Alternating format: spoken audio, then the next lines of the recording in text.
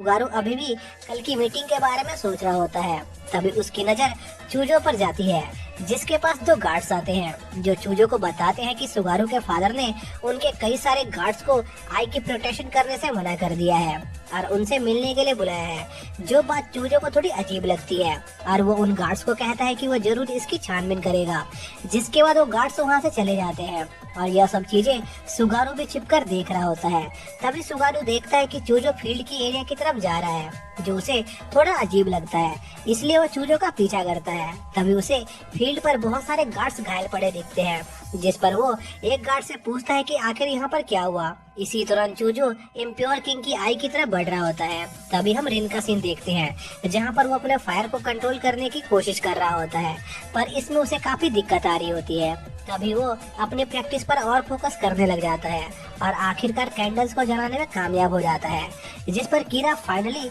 रिन की असली training start करने का डिसाइड करती है। जिसके बाद हम एग्जॉसिस्ट कोर्ट का सीन देखते हैं, जहां पर एग्जॉसिस्ट कोर्ट रिन को मारने का फैसला सुनाने वाली होती है, लेकिन मेफिस्टो के कहने पर वो ऐसा नहीं करती, क्योंकि मेफिस्टो रिन को शैतान के खिलाफ यूज करने का ऑफर रखता है और ये आइडिया एग्जॉसिस्ट कोर्ट को काफी बढ़िया लगता है। जिस पर एग्जॉसिस्ट कोर्ट रिन को 6 महीने के अंदर उसकी पावर को कंट्रोल करने का ऑर्डर देती है, नहीं तो वो रिन और उसकी फैमिली को एग्जीक्यूट कर देंगे। इसलिए रिन इतनी मेहनत कर रहा था। जिसके बाद हम चूजो और सुगारो को देखते हैं, जहाँ पर सुगारो चूजो का पीछा करते हुए सीलिंग रूम में आ गया होता है। तभी वो देखता है कि सोमी भी वहाँ पर मौजूद है और सोमी को वहाँ देख चूजो सोमी से कहता है कि उसे पहले से ही शक था कि सोमी ही गद्दार है और वो अब तक सबसे ये बात छुपा पाने के लिए सोमी की तारीफ करता है, लेकिन अब सोमी का भांडा फूट गया था। इसलिए चूजो सोमी से पूछता है कि आखिर उसने उन्हें धोखा क्यों दिया, जिस पर सोमी कहती है कि वो किसी को धोखा नहीं दे रही है, बल्कि मेफिस्टो और सुगारू के डैड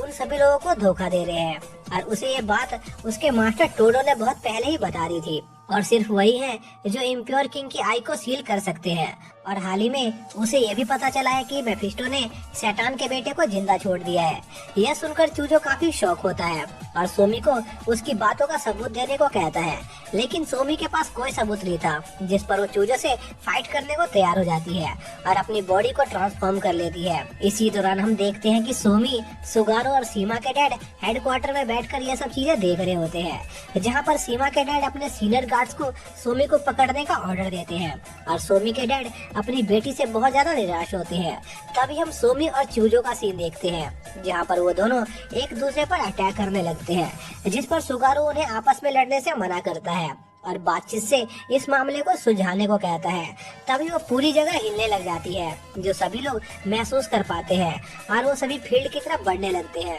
इसी दौरान हम फील्ड का सीन देखते हैं, जहाँ पर फील्ड की सीलिंग टूट जाती है और टोडो वहाँ पर आ जाता है, जिस पर चूजो को लगता है कि टोडो ने सोमी का ब्रेन वॉश कर दिया है, लेकिन सोमी उसे बताती है कि ऐसा कुछ नहीं है और इम्प्योर किंग की आई को चुराने का प्लान सोमी का ही था। तभी वहाँ पर टेम्पल के लोग आने लगते हैं, जिस पर सोमी इम्प्योर किंग की आई के पावर को यूज करके टोडो के साथ वहाँ से निकल जाती है, जिस पर सुगारो के फादर सोमी के पीछे जाने लगते हैं, लेकिन सुगारो उन्हें रोक लेता है और इस सब चीज की गलती का जिम्मेदार उन्हें ठहराने लगता है और कहता है कि अगर वो उस दिन मीटिंग में आए होते तो आज ये सब नहीं होता और जब भी उसे उनकी जरूरत होती है तो वो उसके पास नहीं होते। और सुगारू अपने डैड से इस चीज का कारण पूछता है कि आखिर वो अपनी जिम्मेदारियों को छोड़कर अपने टेंपल में क्या करते रहते हैं, लेकिन सुगारू के डैड उसे कहते हैं कि वो ये सीक्रेट किसी को नहीं बता सकते कि वो आखिर अपने टेंपल में क्या करते रहते हैं, जिस पर सुगारू और उसके डैड की लड़ाई हो जाती है और रिन ये सब देख रहा होता है और यह देखकर रिन को उसकी और उसके डैड की लड़ाई याद आ जाती है,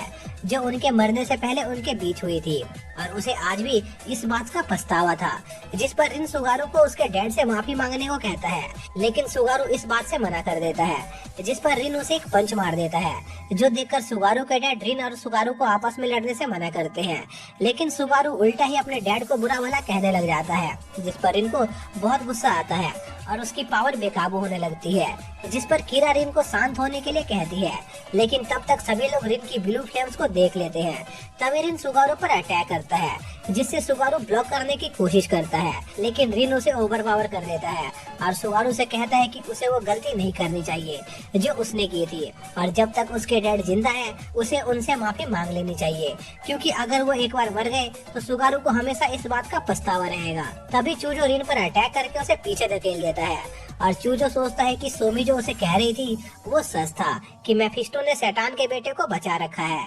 लेकिन उसे उम्मीद नहीं थी कि रिन ही वो बच्चा है। तभी हम कीरा को देखते हैं जो एक स्पेल से रिन को शांत करने की कोशिश करती है, लेकिन रिन शांत होने को तैयार नहीं होता, जिस पर कीरा रिन पर लगातार स्पेल यूज करने लगती है और रिन दर्द से बेहोश हो जाता है और कीरा उन सभी से रिन की तरफ से माफी मांगती है, जिस पर सीमा के डैड कीरा से कहते हैं कि उसे बाद में उन्हें इस बारे में सब कुछ बताना होगा, जिस पर कीरा मान जाती है और उन लोगों से रिन को उसके कमरे में ले जाने में मदद मांगती है। तभी हम देखते हैं कि सुगारू के डैड कीरा को छू रहे होते हैं, जिस पर कीरा उन पर अटैक करती है, लेकिन सुगारू के डैड उस अटैक से बच जाते हैं और वहाँ से निकल जाते हैं। तभी कीरा देखती है कि सुगारू के डैड ने उसके पॉकेट में एक लेटर रख दिया था, जिसके बाद कीरा को यूकियो का कॉल आता है, जहाँ पर यूकियो उससे उसकी इन्वेस्टिगेशन के बारे में पूछता है, जिस पर कीरा उसे बताती है कि उन्होंने थोड़ी गड़बड़ कर दी, जिस पर यूकियो उनसे मिलने आता है और कीरा यूकियो को रिन के साथ हुई सारी बातें बताती है। तभी वहाँ पर सीमा और सोमी के फादर आ जाते हैं, जो यूकियो से कुछ जरूरी बात करना चाहते थे। तभी हम सोमी और टोडो को देखते हैं, जो सुगारू के डैड से बचकर भाग गए होते हैं, लेकिन सोमी काफी ज्यादा थकी हुई लग रही थी क्योंकि उसकी बॉडी इम्प्योर किंग के राइट आई की पावर को झेल नहीं पा रही थी, लेकिन तब भी वो टोडो का साथ देने के लिए तैयार होती है। जिसके बाद हम यूकियो को देखते हैं, जहाँ पर सीमा के डैड उसे उस टेम्पल में हुई सारी चीजों के बारे में बताते हैं कि सोमी नाम की एक फर्स्ट क्लास एग्जॉसिस्ट ने इम्प्योर किंग की राइट आई को चुरा लिया है और वो टोडो के साथ मिली हुई है और सुगारू के डैड और डिसाइपल्स उसका पीछा कर रहे थे, लेकिन वो लोग अचानक से हवा में कहीं गायब हो गए। जिसके बाद वो यूकियो से इम्प्योर किंग की लेफ्ट आई की इन्वेस्टिगेशन के बारे में पूछता है, जिस पर यूकियो उन्हें बताता है कि वो लोग जिस गाड़ी का पीछा कर रहे थे वो उन्हें बेवकूफ बनाने के लिए थी और उसमें बस 2 एग्जॉसिस्ट की लाशें थी, जिसका मतलब अब टोडो के पास दोनों इम्प्योर किंग की आईज है, जो काफी खतरनाक बात है। जिस पर यूकियो उनसे पूछता है कि आखिर जब इम्प्योर किंग की दोनों आईज एक साथ आ जाएंगी तो क्या होगा, लेकिन सीमा के डैड इस बारे में ज्यादा नहीं जानते थे क्योंकि ये सारे सीक्रेट सिर्फ सुगारू के डैड को पता था, पर उन्होंने सीमा के डैड को यह बात जरूर बताई थी कि उन दोनों आइस के मिलने से एक खतरनाक मिसीमा रिलीज होगी जो काफी खतरनाक होती है, जिस पर यूकियो को लगता है कि शायद उन दोनों आइस के मिलने से इससे भी कुछ बड़ा खराब हो सकता है और वो जल्द से जल्द अपने साथियों के साथ मिलकर उस आई को ढूंढने के बारे में सोचने लगता है। तभी यूकियो के पास कीरा आती है, जो यूकियो से कहती है कि उसे रिन कहीं नहीं मिल रहा, जो सुनकर यूकियो को रिन की फिक्र होने लगती है और वो दोनों रिन को ढूंढने निकल जाते हैं। इसी दौरान हम रिन को देखते हैं, जो बेहोशी की हालत में एक प्रिजन में कैद होता है और इसी के साथ यह पार्ट यहीं पर खत्म हो जाता है।